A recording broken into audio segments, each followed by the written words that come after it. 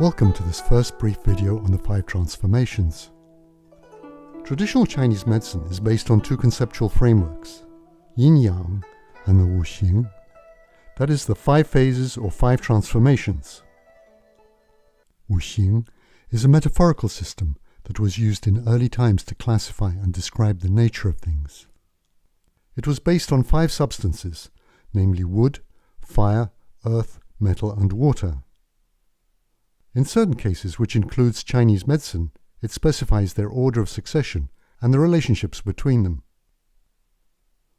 The 5 phases are usually represented in one of 2 formats, either as a circle of succession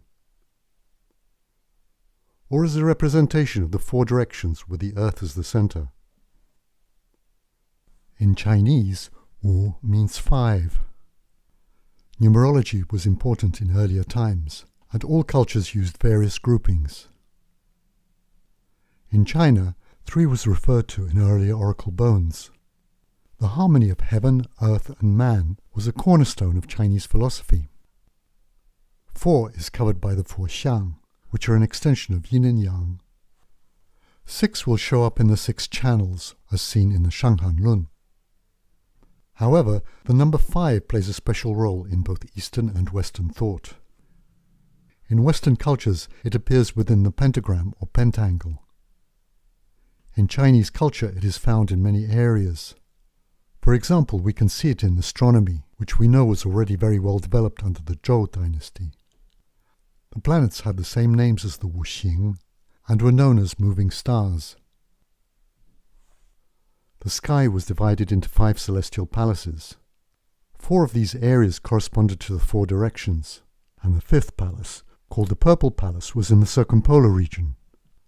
One can see many other examples, such as the 5 sacred mountains and their respective dragons, the Chinese pentatonic musical scale, and so on. It is worth mentioning that there is also a relationship with the concept of the 10 heavenly stems, which appear much earlier on oracle stones, and which we will talk about in another video. Translating Xing is more problematic. The ancient character representation of the word implied a crossroads, and we can see that it had a verb-like meaning that carried the notion of movement and change, although it could also be seen as a noun or an adjective. Popular translations include 5 phases and 5 transformations. Some influential authors argue for 5 elements or 5 agents. This slide includes other translations you may see in the literature. Ideally, the term should be left in its original Chinese, as has been done with yin-yang. It's interesting to note that these basics were not always called Wuxing. Texts which predate the Huangdi Jing refer to the 5 materials, 5 virtues, 5 factors, and 5 flavors. The earliest mention of this notion is found in a text that probably dates from the 8th century BCE. The commentary of Zuo, or Zuozhuan, refers to 5 materials, or Wu Cai. Their characteristics are better elaborated in a later compendium of documents known as the Classic of History, or Shangshu. This text specifies the properties of each phase, and with each property it associates a flavor. Here we can already recognize the properties given later in the Huangdi Jing. Perhaps a key development came when Zhou Yan, credited as the founder of the yin-yang school in the 3rd century BCE, included the notion of dynastic succession in his 5 virtues. One can understand that this became an important political tool for justifying dynastic change, and this could explain the popularity of this framework during the Han dynasty. The association with changes in dynasty remained popular with different emperors until the Song dynasty. An important event that is sometimes forgotten is the White Tiger Hall meeting that took place in 79 CE. This was somewhat analogous to the Council of Nicaea, which would take place in the West some 250 years later, to reach consensus on the foundations of Christianity. The White Tiger Hall meeting was presided by the Emperor Zhang, one of the enlightened emperors of the later Han. It not only defined the canon of Confucian writings, but also confirmed Wu Xing and yin-yang as the basic philosophy for explaining natural phenomena and social behavior. Although the theory was popular in the Han Dynasty, it also faced criticism from Chinese thinkers at different times. Sun Tzu's Art of War and Mo Tzu claimed that it was not always valid, and critics in the Han and the Song dynasties denied its universal nature. Nonetheless, it has been a broad-ranging and convenient metaphor, which accounts for its popularity and usefulness in Chinese medicine, where it is regarded as one of the fundamental notions, together with yin-yang. It is also a popular concept in certain martial arts, feng shui, and other esoteric arts to this day.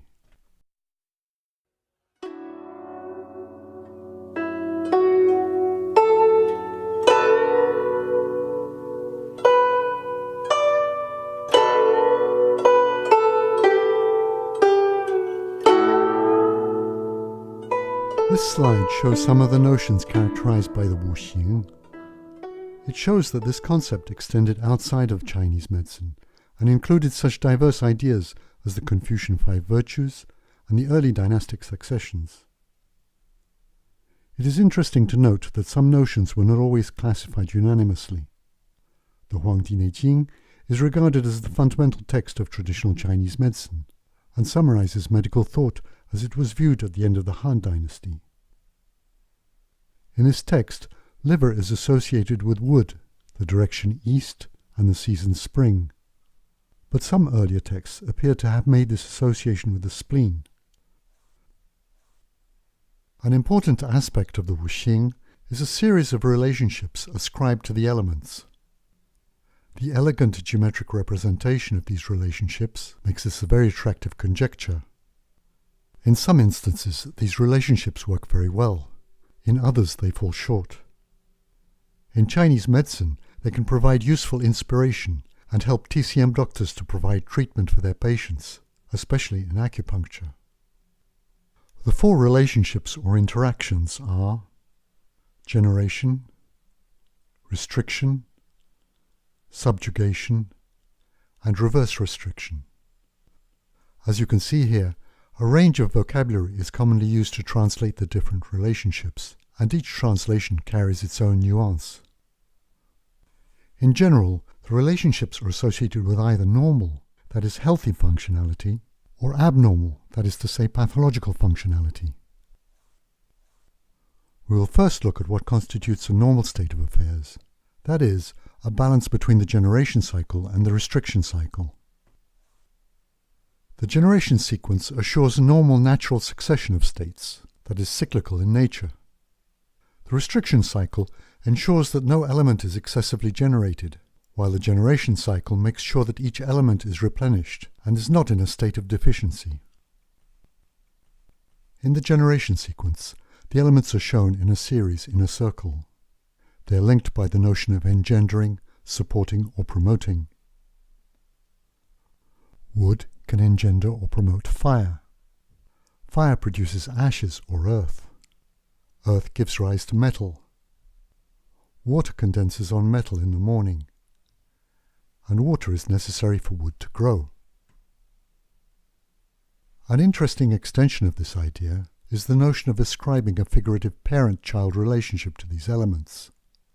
This relationship is also referred to as a mother-son relationship.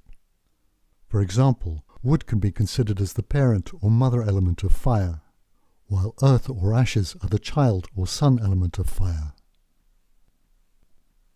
The idea of a restriction or control cycle is to limit excessive production of any particular element.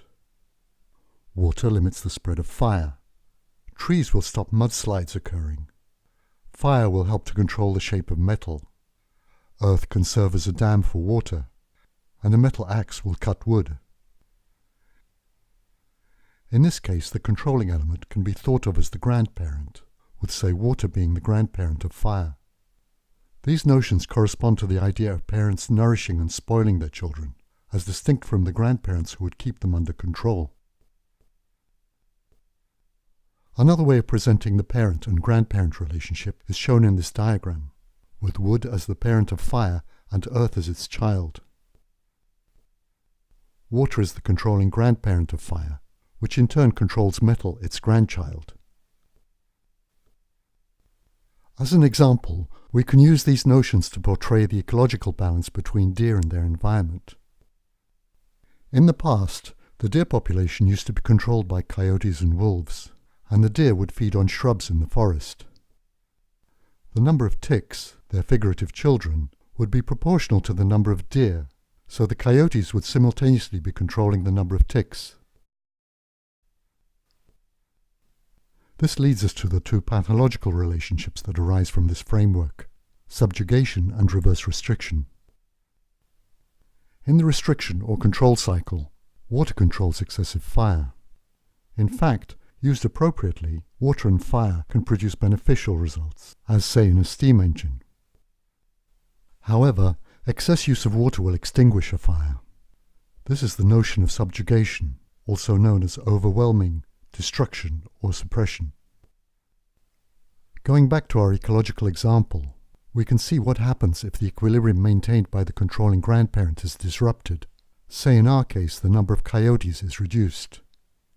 This will result in more deer, and they will cause more destruction to their figurative grandchildren, that is to say, the vegetation. This will also result in an increase in the number of ticks, that is to say, the figurative children of the deer. Reverse restriction is the opposite to subjugation. The grandchild is no longer controlled by the grandparent, and it reverses roles. It reacts to and overcomes the grandparent. One example of this in nature is the ground beetle, called Opomis dejani, which behaves like a prey, but eventually its larvae end up devouring the predator. Here is a summary of the 4 interactions or relationships we've covered. Thank you for watching this video, and I hope you'll join me for part 2, where I will talk about how the 5 transformations are used in Chinese medicine.